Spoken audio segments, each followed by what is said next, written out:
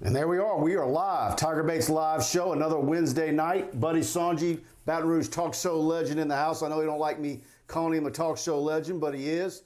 And we got a big show tonight. Obviously, a lot of Kim Mulkey stuff out there that's got people excited. I've been working the phone, I'm telling you, for 2 days, talking to multiple sources in Texas. Really good, impeccable sources as well. So we got a lot to talk about with that tonight. I'm going to wait for a bunch of you guys to get in here and see that we're live.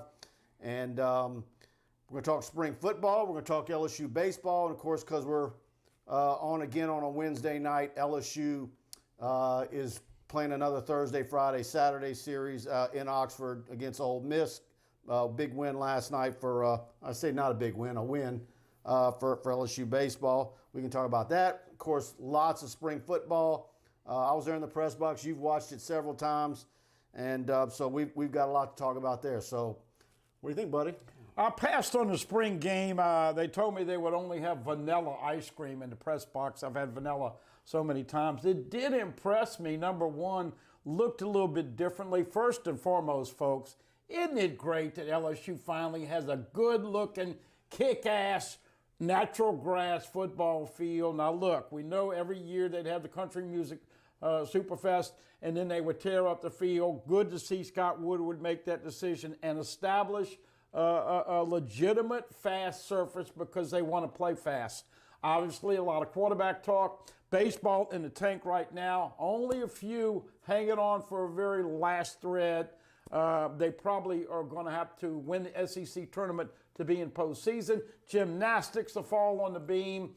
Didn't get into the Final Four. And then, of course, you've been working this basketball. Will Wade's got a couple new players, and you've been hot on this Mulkey. So, folks, we're working around the clock because you people, by the way, just saw a little bit of Blake Ruffino and one of your better friends, Glenn Gilbo. Yeah, Glenn Gilbo. Those two are together. So, and it's been busy time. Yeah, a lot of people, that came across pretty darn good, I think. I don't know. I'll talk to Blake later, but they had a good little back and forth, but I think they ended on a positive note. He let Glenn talk about his upcoming Skip Burtman book, and I think that's going to be a big one. I know he's been working on that for several years. So, well, somebody told me that this was going to be the first time that with this book for Skip Burtman, the reason he's doing it is that he wanted to finally be able to say something positive about LSU.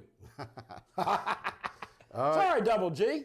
All right, what's up, guys? Robert Williams, glad to have you with us, Robert. David Stingley Jr. Guys, how's it going? Esteban, always with us. Glad to have you.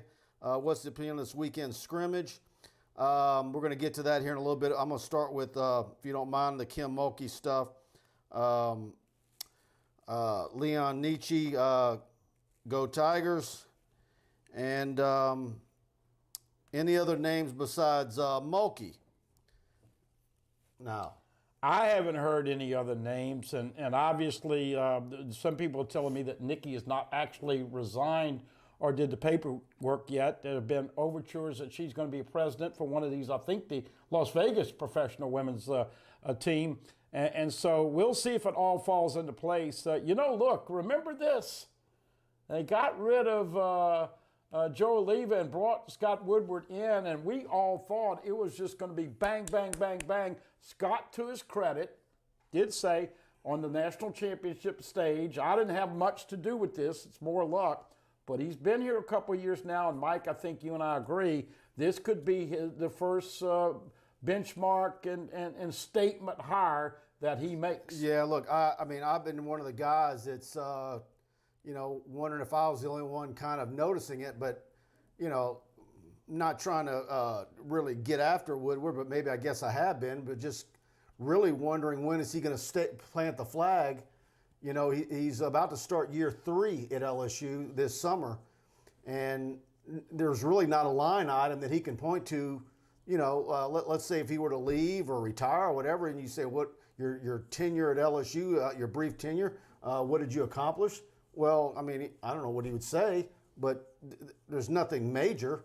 Of course, he's had COVID and, all the stuff that's happened that's been servicing that's negative, but all that was before him. But really, it's, there were some things that we thought were going to happen when he got hired that didn't happen. And some of those guys that looks like it's coming back to bite him, or bite the program. But I think this whole opportunity now with Nikki Fargas is an opportunity, and it's one thing that if you look at his track record at Washington State and at Washington and Texas A&M, he's not afraid to spend money and make the big splash hire. The news of Nikki was last Thursday, and of course Friday morning she appears on the Baton Rouge Talk Show, very provocative, and she didn't have to do that. Why did she do that? Anyways, the rumors have gotten just have not died. Yes, she hasn't resigned. Nikki hasn't, but talking to folks in Waco and the stuff that we're getting on the ground here, there's something going on. She can say that she hadn't talked to anybody at LSU. I don't know if that's true or she's got somebody doing it on her behalf. Suppose she doesn't have an agent. I've learned she doesn't have a buyout clause in her contract, but what she does have is a contract that escalates each year that goes to like 2031 or something to that effect. But anyways, she's look. It would absolutely be a huge statement hire for LSU to get a Hall of Fame basketball coach with multiple national champions. But look, you're going to have to spend. I think she's a little under $2.3 million. I'm told that while it's not been publicized, she's had incentives and bonuses in her contract that gave her an additional $500,000. So that puts her at 2.8. And so that would mean if she comes in at 2.8, what does Will Wade making now? He got a reduction. I thought he was around 2.5. Okay, so she would come in and be making more than Will Wade, and market value dictates that she would. Even though I'm told at Baylor she's a loss leader and they lost over $6 million. Now you're hitting to the key things that I want to talk about. Right. You know I'm going to love her because she's spicy. Right. Okay. But then the other thing with her is, they're building a new arena. Baylor's getting a brand new basketball arena, and they're building it in downtown Waco, and she's furious about it. I'm told she wants that to be on campus, and they're not budging on it. She's not going to get her way on that. And there's a few other things I've heard that that are sticking points. I don't know that is enough to get her to LSU, but certainly she's well versed in LSU, having come here so often, and Kramer, her son, being on the LSU baseball team. We were hearing last night she'd be named the basketball coach today at 3 o'clock. Then this afternoon, there's talk of her being named on Friday. I was told by a source that she was going to be, then last night at 9:30, she's, tweets out welcoming a new player into the program, a transfer. So anyways, I will say this, there's stuff going on there. Initially, I was poo-pooing it. Didn't make sense to me. You want to talk about how much more she'd be making Will Wade. Baseball is arguably the second sport in Baton Rouge and makes money, is profitable. And she's going to make how much more than Maneri? Of course, you can say Maneri ain't worth what he's getting paid right now, but you see where the conundrum comes in. Well, look, from the monetary standpoint, you have a little bit of a problem. LSU loses about $2.5 million every year in women's basketball. And you just told me today and educated me that Baylor, you said that you talked to Baylor people, they lost $6 million in women's hoops. Now, when I'm told that number, I don't know if that's calculated for COVID and not having people in the stands. All right, okay. No, but what is that every year? But my point is that there's two schools of thought. Do you go after the best, and Gino's not going to come, and Kim's right there at the top. A Louisiana young lady, I can remember her playing, and she's been great at everything she's done. And she got really, really a bad job this year at the end of the tournament with the women. That was horrible. And they missed a call, and I talked about it. I felt bad for Kim. But you know me. Look, she's a heel stomper, and she's fiery, and she is a female version of Nick Saban. I really believe that's a fair parallel. Now, obviously, she's 15 years younger or whatever it is. 12 years, whatever it is. But you got the money thing. So let's say she brings in, she warrants $3 million in perks. Now you got to massage Will Wade and tell him why she's getting more money than him. But the bottom line, this is the thing that I have trouble with Scott Woodward, and obviously they know. If you're an AD, you do the Title IX excuse. Well, that's why. But what I'm saying is nobody knows how much money they got to recoup from COVID last year. We haven't even gotten word that they're going to be 100% yet with football. It sure seems like that poor mouth talk really got tampered down and ceased when just months ago a new TV contract for the SEC came into effect. I mean, they're getting even richer. So they've got, no doubt. But they lost a lot of money in 2020. So, but I mean, look, they're going to do the math. They're going to say, okay, what are we charging now for a women's ticket? Certainly Mulkey can come in, and certainly now with new NCAA rules with sure, I agree. Transfer that rules. That part of it is a slam dunk. It could be instantaneous. She always gets 2 great recruits in Louisiana anyway. So from the basketball standpoint, it's win-win. I'm just saying this is going to be interesting to see from a monetary how the dots are connected. But this is the deal too. I think it's very easy to say, okay, the women's basketball program has lost this every year. Can you overpay for Mulkey, and because you're going to have more people in the stands, your losses are still going to be the same amount every year, even though you're paying her such a big salary? Yeah. Because she's going to have more people in the stands, you're going to be able to raise your prices. And then just all the other little things that come with it that you can make money off of it. So, from his standpoint, is a deal where as long as the amount of money that we lose on basketball is consistent with what it's been the average for the last so many years, what's the difference? Well, I mean that might be your justification right there, because you're going to have more people buying tickets, and you can probably charge them more money. Yeah. Well, if Joe Avella. Of course, sorry, Joe. I know you, Joe Oliva, and we know each other. Unfortunately, somebody suing the university for $50 million doesn't know how to say his name. But Joe Oliva doubled Nikki Fargas's money from bringing her over to UCLA. And Nikki really tried hard, and everybody embraced her for a couple of years. And look, she went on all the shows and did a great job. Unfortunately, Nikki just wasn't a great recruiter. Was more of an X's and O's young lady that did a better job there. Well, Kim Mulkey is, like you alluded to, now with everybody getting one free pass, she would have a stocked roster next year. And just think of the timing of it. What does this do? First of all, it gives Woodward a plant the flag. Yep. With all the Title IX stuff that LSU's taking black eyes nationally sure. with, what do? You go out and spend one of the biggest salaries on a women's coach for a women's program. That in a way kind of gives you a bit of an inoculation, or a B12 shot or whatever you want to, whatever thing you want to use. So to me it's a win-win. Now, does she want to come? What is she asking for? Is it getting to the point where she's asking for so much at Baylor? They're getting to the point where look, if they're going to offer you that much, just go. And will they match? Yeah. And will they match? So it's one of those deals too, where it's like when Texas were acting like they wanted him to Maneri to replace Augie Garrido, at that point you should have said, you know what, Paul, go. when Arkansas was acting like they wanted Les Miles, let them have him. Especially after you called them Arkansas. Yeah, even though they're national championship winners at that point, they both had them. So I don't know.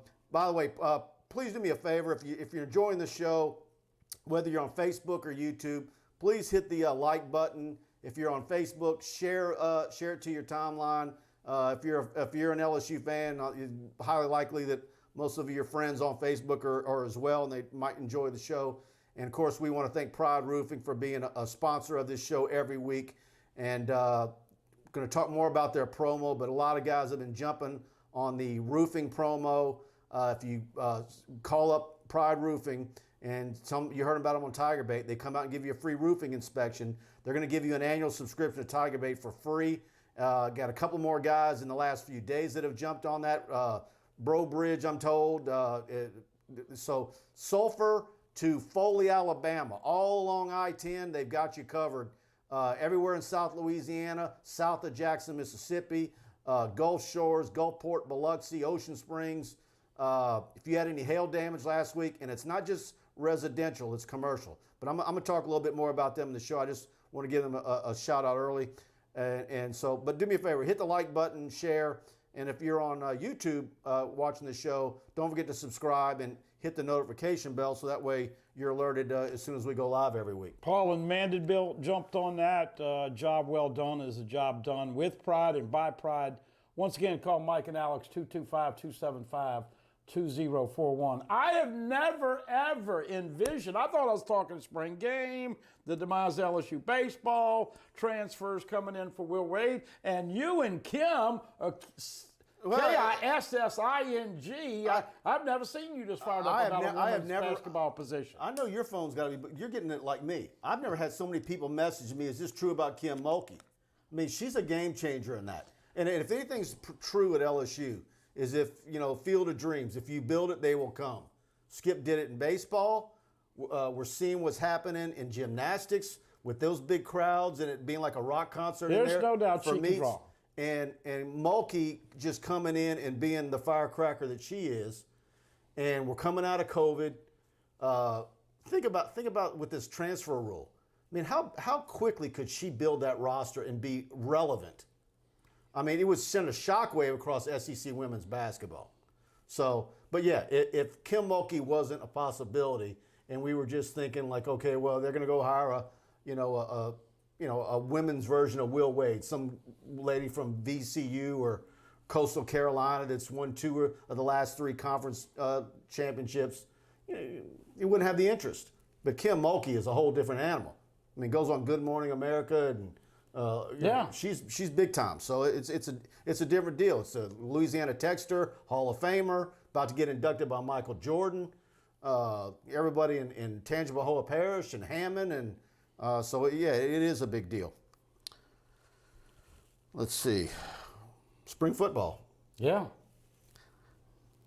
I'm waiting for questions. All right, Carl the Dunn. Don't want to hear about money with Pelini getting money.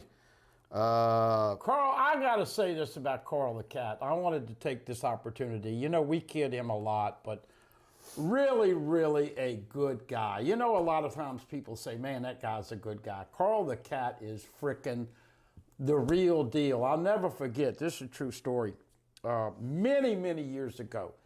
And I had just gotten into the business, and Carl the Cat, I don't know, somehow we met, and I mean, like, I'm trying to offer him a ride home or whatever, but I mean, I would always see He's everywhere. Guy. He's everywhere. And look, he gets on TV more than Cobble and Jacques and Brian Holland.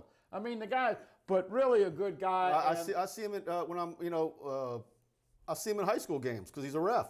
Yeah. And I'm out seeing recruits and I'll run it. But was voted as one of the top 100 high school referees in Baton Rouge last year. One of the top 100 in Baton Rouge. So, Carl the Cat, we love you, man. All right, Carl. See, Carl, you got to shoot back at him. I gave him a shout out. He's got to be at least top 3 or 4. Yeah, I know. Okay. There he is, Blake Ruffino with his show tonight. Check out the replay on that.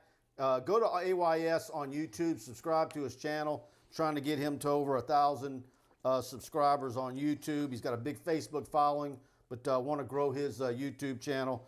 Friend of the show, Blake Ruffino. And, of course, he had Glenn Gilbo, so you can check out that show later. They went back and forth.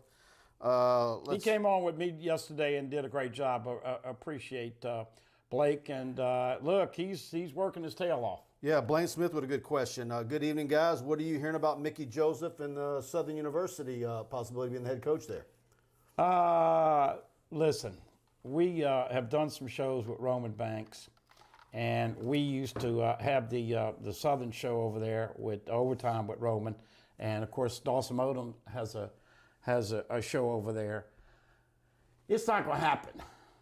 Mickey Joseph is making way too much money for Southern to afford him, and I think Dawson Odoms was making $210,000 and left to go a lateral move to make $15,000 more to Norfolk State. Mickey's making over $300,000 with LSU. Now look, everybody wants to be a head coach. We saw what happened with Frank Wilson. What happened with Frank Wilson? Perceived as one of the best assistant coaches in the country, right? Right. Stubbed his toe in Texas, now doing a great job at McNeese. It's not easy to get your roots established, and all of a sudden, I think with Mickey since he's been at LSU, if there's been any rumors of him not being a part of LSU's team, it's usually been that he was going to go, be a part of an NFL team. So, and he's done a good job recruiting. So I'm gonna say I think LSU retains Mickey Joseph. I think we kind of really hit Kim Mulkey pretty hard, so we can talk spring football now. Spring football game. I keep going back and, of course, quarterbacks was what everybody wanted to see, new coaches. I thought the organization was extremely good. They were getting the plays on time. It really just, if you did know that LSU had new coaches, you wouldn't have seen that there was issues with any of the game management things. Of course, it was a spring game. I like the quarterback play, even though there was 5 interceptions between Finley and Nussmeier. But, I give Nussmeier a break because, he probably should be getting ready for prom this week. So, young guy. But I'm kind of amazed by our front page poll on TigerBait.com because the majority right now say that their pick for who the starter is Miles Brennan. I'm a Max Johnson. I think Max Johnson is the clear-cut starter coming out of spring. But it's a good problem to have. Now, everybody's questioning, okay, what's Finley going to do? Is somebody hitting the transfer portal? When might that happen? Of course, his mom retweeted the NCAA, passing the rule of a one-time transfer with no penalty. She retweeted that a week or so ago. So that's going to be something to follow here. But LSU's got a great quarterback situation. But I think my position that I was most excited about was defensive line. I just think the depth there, the ability to rotate tackles and ends. You didn't even have Logan 100%, Andre Anthony in street clothes, Neil Farrell, Roy, Mason Smith. Of course, Ali Gay. You had Sony Fanua, Joseph Evans. I saw Jacobian Guillory get in there, and he made a good push on a couple of plays that I saw him. And, of course, I still want to watch it one more time. But that was a position. Then McLaughlin and then John Trey Kirkland with his big day. So I just think it was, I was kind of poo-pooing it leading up to it, how boring these spring games were, but I actually enjoyed it. I thought there was a lot to see that day. Peyton Todd punted very well. Cardell Thomas had his struggles. Thomas Perry, I think, showed some promise. Bradford's there. Is he going to push Jason Hines? We talked about that earlier today on your show. So running backs thin, but that gets rectified when you get 2 new freshmen and everybody gets healthy. So I think the biggest question marks are tight end and linebacker. And I think the linebackers are going to come around, and tight end is, who knows what's going to happen with Eric Gilbert. I like it. That was a Buddy Songy answer, man. You covered just about everything right there. Yeah. Real quick, I'll give you my opinions. I like the it factor that Max Johnson brings to the table. Look, his daddy was a Super Bowl winner. He's got a great setup that him and Jake have been throwing. They know each other. He has the propensity to feel pressure in the pocket, and he has the legs to get out of it. Look, Joe Burrow made a lot of plays with his feet, and that's one of the reasons they won it all in 2019. Unfortunately for Miles, he's more of a statue, and he doesn't escape. He tried to run a little bit early on, and we know that didn't work out. But right now, I've got Johnson 1 and Miles Brennan 1A. TJ Finley, a big man, similar to Jamarcus Russell. A 6'5", 6'6" guy, lost a lot of weight, looked good against Carolina. Unfortunately, had some ball security issues with INTs and a fumble picked up in a couple of the SEC games. But everybody talks about the bonding that you have in the locker room. And it's easy to sit here tonight and say, TJ Finley's probably going to figure he's third or fourth and he's going to go bye-bye. Well, where's he going to go bye-bye to? Is he going to go play at Southern or Grambling, or is he going to go try to play at Auburn or Texas or Southern Miss or whatever? So all of that is still up in the question. Yeah, and that's a good point you bring up. Like, just because you're not the starter or you're number 2, you better damn well do your homework as to who needs a quarterback and where you can get inserted right away. And the type of offense they run, and do you fit that? Right. And do you want to go to wherever that is across the country, and is it a fish out of water, Are you better off sticking it out another year and then maybe transfer portal a year from now? Well, they played. You don't necessarily have to do, you got a free year, by the way. They played 3 quarterbacks last year, and once again, don't forget, you can play in 4 games and still retain a red shirt. So I got Nussmeier red shirting, and we don't know what's happened with Finley.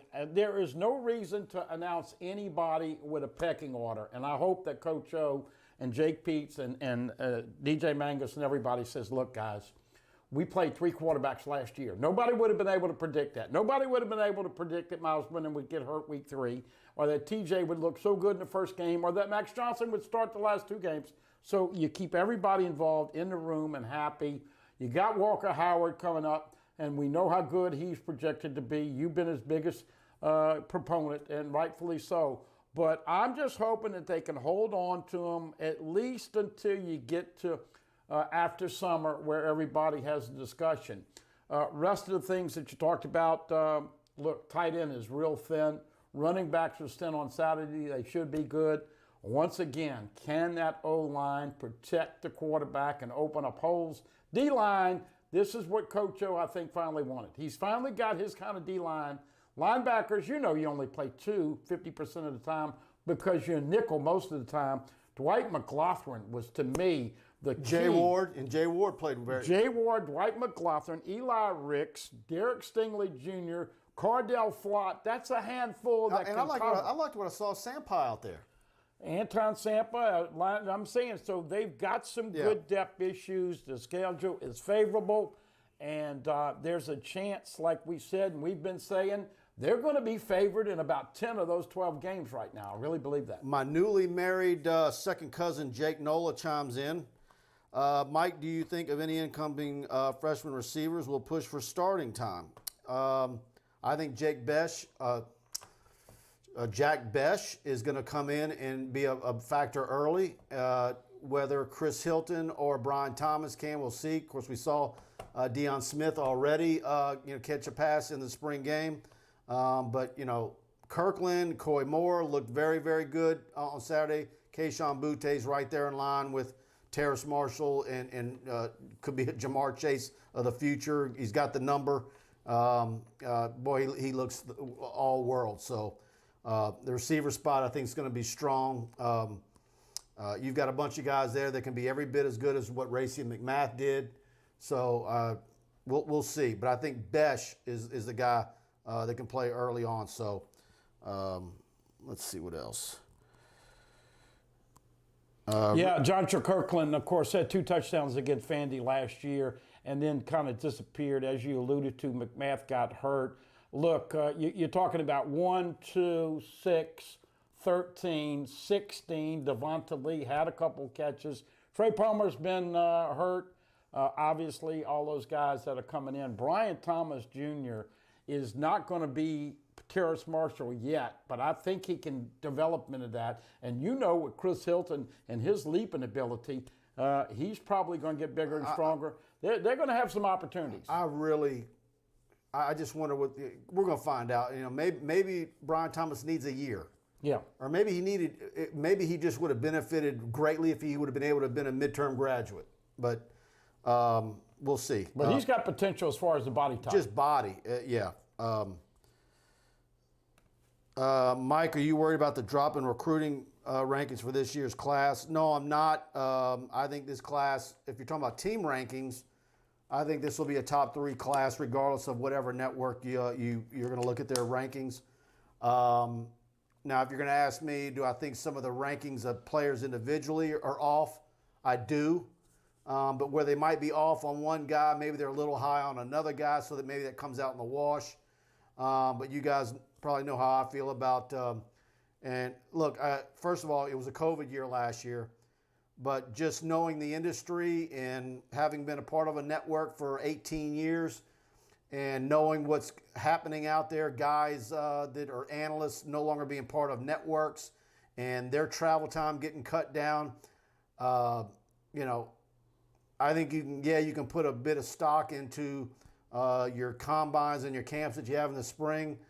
But I think rankings are I don't think they're going to be as accurate as they were years ago because the lack of recruiting analysts on any of the networks that actually come into the state and watch kids. And I don't think watching Huddle is good enough. And so, and I'm not putting a whole lot. You can see some good stuff in 7-on-7 in T-shirt camps, but you know, if you're going to be a recruiting analyst and you're going to be given a territory by a network, you better be coming into that state more than just, you know, don't just come one weekend and say, yeah, I've been to Louisiana. Well, where'd you go? Well, I went to the, the big series in Shreveport where they had 3 games in one day. That didn't count as you being a guy in Louisiana. Well, the crazy thing about this, and it was all because of the pandemic, is that kids had to make a decision.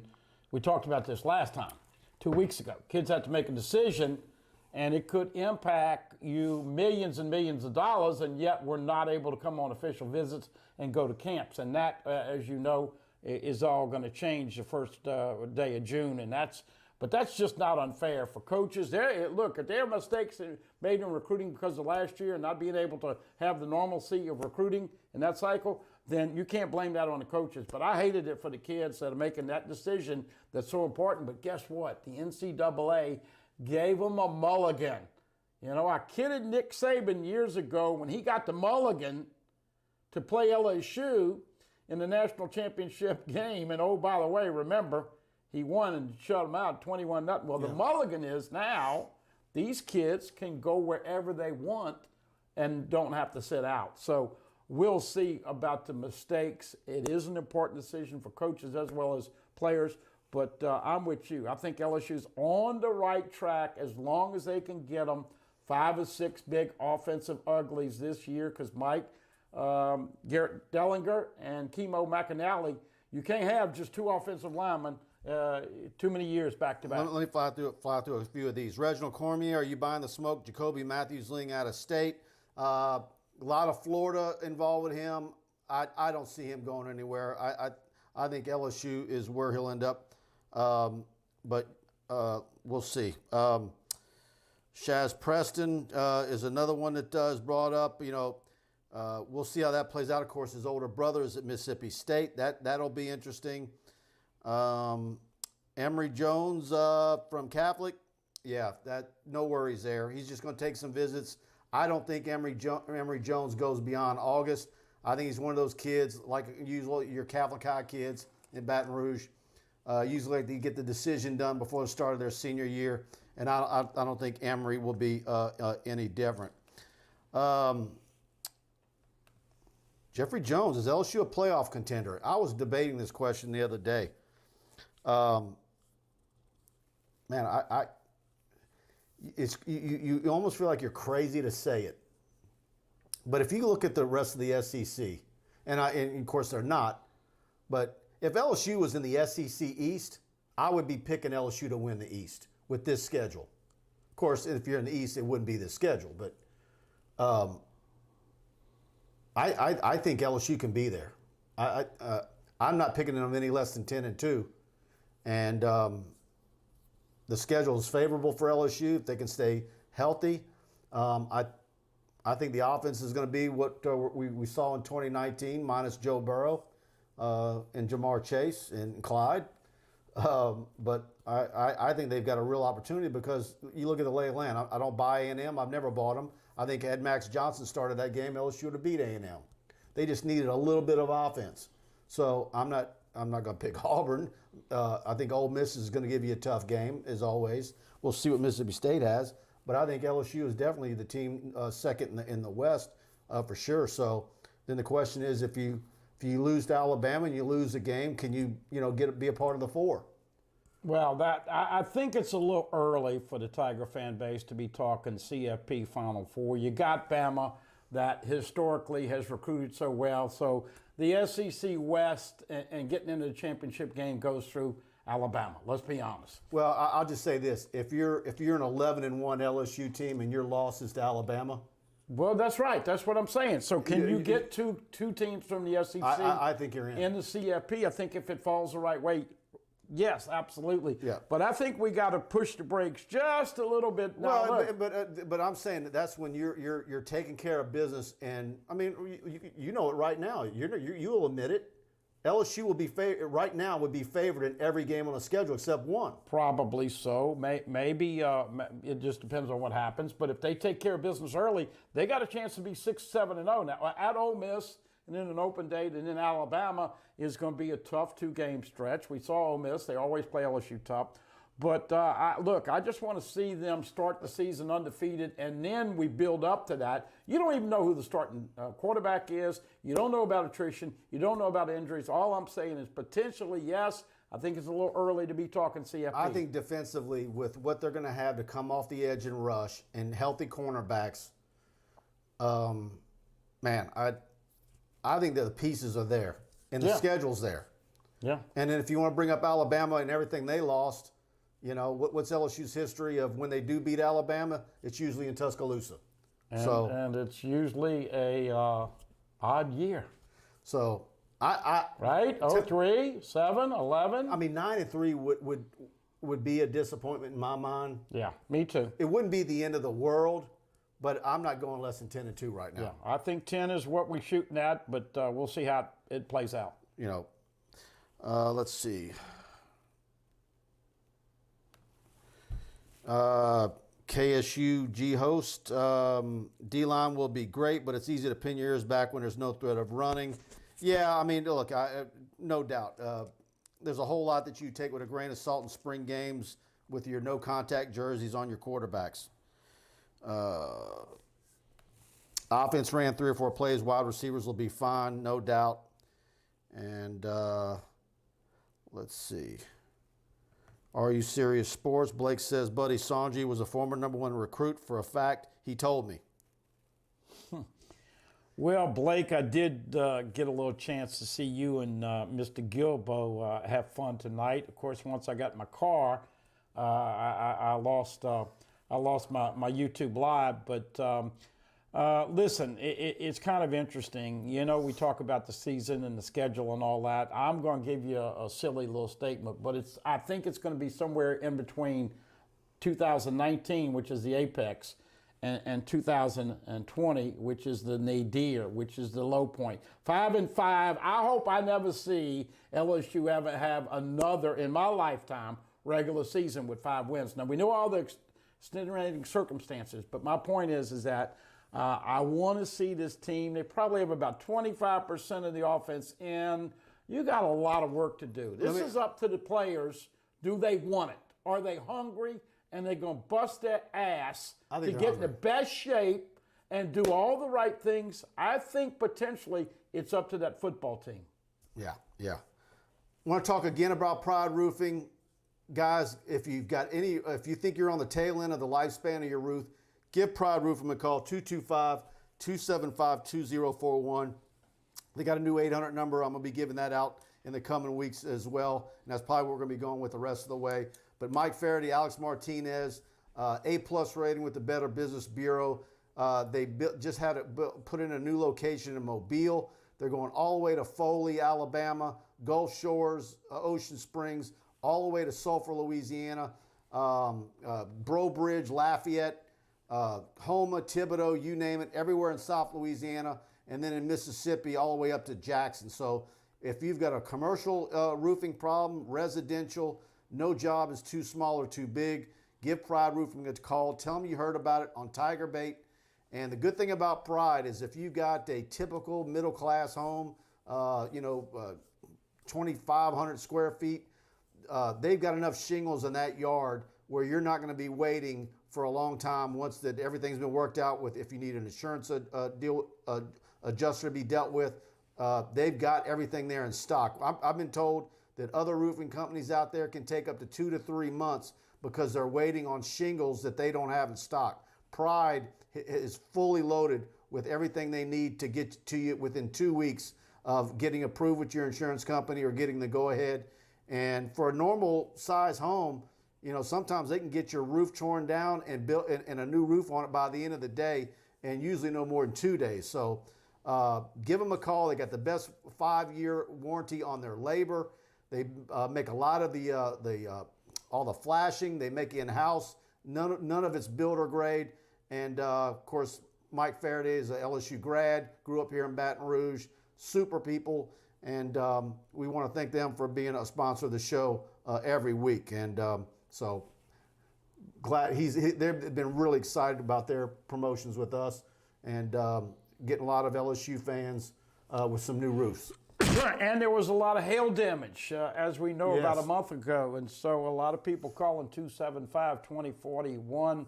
And we've had a couple of our radio people and your people, and it makes everybody happy. Of course, if you do give them the call, they give you a 1-year free subscription. That's right. Give them. That's the best part.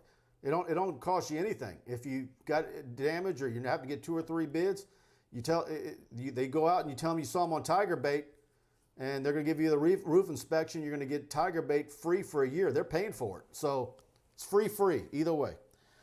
All right, guys, let's get some more questions in. Again, please hit the like button, whether you're on YouTube or Facebook.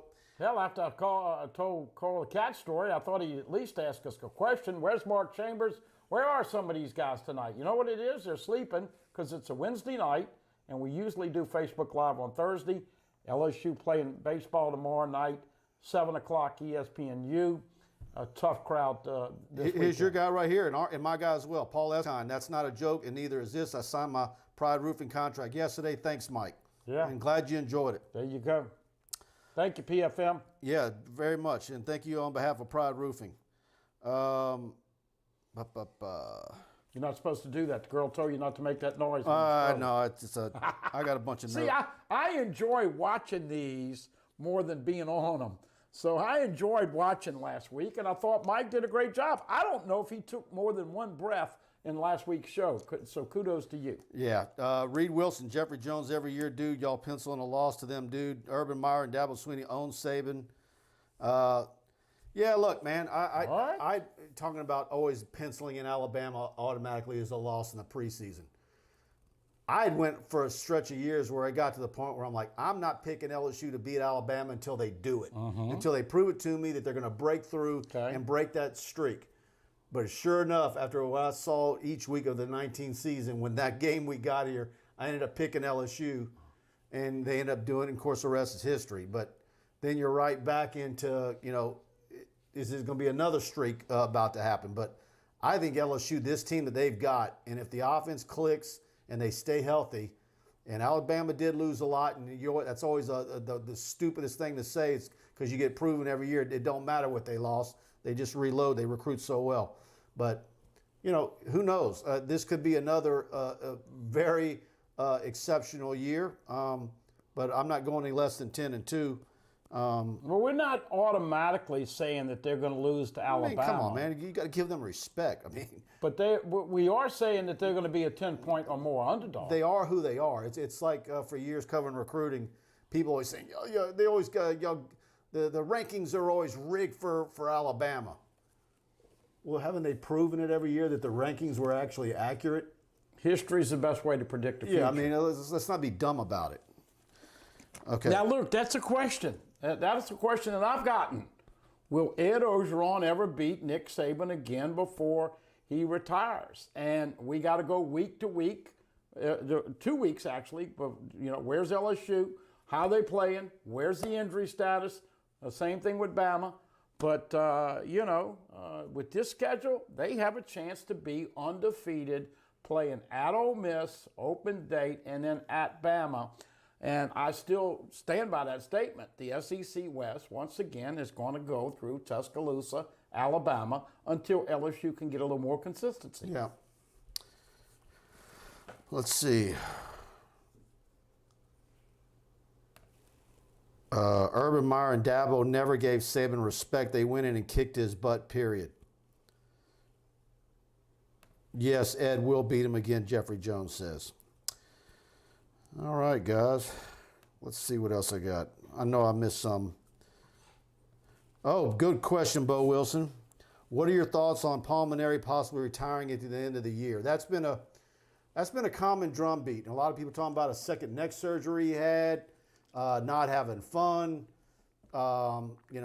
some of his post-game interviews, it's really painful for him not to have the success that he wants to have.